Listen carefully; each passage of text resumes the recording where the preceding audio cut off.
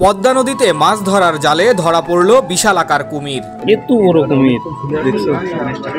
24 December দুপুর 1:30টার দিকে কুষ্টিয়া জেলার মিরপুর উপজেলার তালবাড়িয়া বালুরঘাট সংলগ্ন পদ্মা নদীতে জেলেদের জালে বড় আকারের কুমির ধরা পড়ার সংবাদ ছড়িয়ে পড়লে নিকটস্থ বন বিভাগের লোকজন দ্রুত সেখানে গিয়ে কুমিরটিকে উদ্ধারে ঝাঁপিয়ে পড়ে।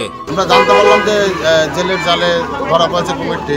জেলের জালে ধরা পড়া কুমিরটি দেখতে এত বড় যে বিশাল আকারের পিকআপ গাড়িতেও জায়গা সংকুলান হচ্ছে না।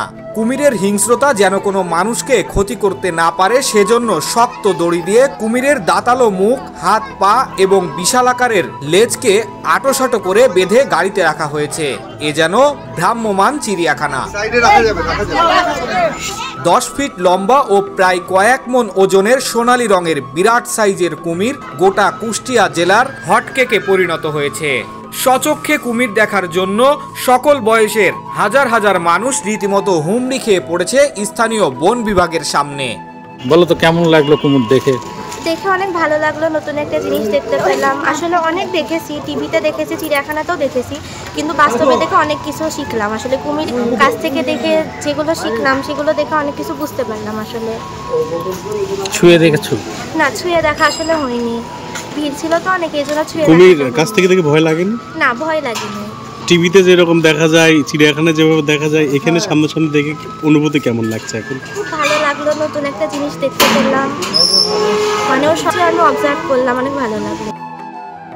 দীর্ঘ জীবনের শেষ প্রান্তে দাঁড়িয়ে সুন্দরবনের ভয়ঙ্কর খাঁচকাটা উজ্জ্বল শুভ্র সাদা সোনালী রঙের বড় আকারের কুমির দেখে ফোকলা দাঁতের হৃদয় নিংড়ানো হাসি যেন বলে দেয় এটাই তার জীবনের প্রথম কুমির দর্শন।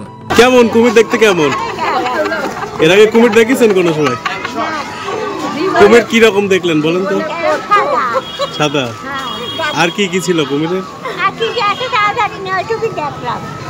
আচ্ছা, এই প্রথম দেখলেন কুমির? টেলিভিশনের পর্দায়, ন্যাশনাল জিওগ্রাফিতে কিংবা চিড়িয়াখানার দূর থেকে কুমির দেখেনি এমন মানুষ খুঁজে পাওয়া ভার। তবে নিজ চোখে খুব কাছ থেকে রক্ত মাংসের হাতের স্পর্শ দিয়ে কুমিরকে ছুঁয়ে দেখার সৌভাগ্য কজন আর রয়েছে। এদিক থেকে লালনের চারণভূমি কুষ্টিয়ার মানুষজন সত্যিই ভাগ্যবান।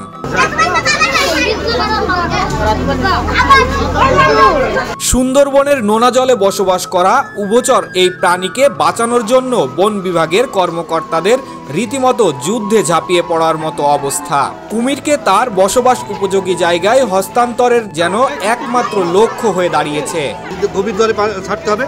আমরা নৌকায়, ওখানে নৌকা ভাড়া করা আছে, এক জায়গায় নৌকা আমাদের ভাড়া করা আছে, পাবলিক আমরা ওই সেই নৌকায় নিয়ে যাই, গভীর জলে ছেড়ে দেবো যেন ও নিরাপদে থাকতে পারে এবং ওকে সংরক্ষণ করা যায়। আমরা সেই জন্য চেষ্টা করেছি এবং ও যেন ওকে মানে নির্দিষ্ট যে জায়গাও থাকতে পারে সেই জায়গাটাতে ওকে অবমুক্ত করা যায়, আমরা সেই চেষ্টা করছি।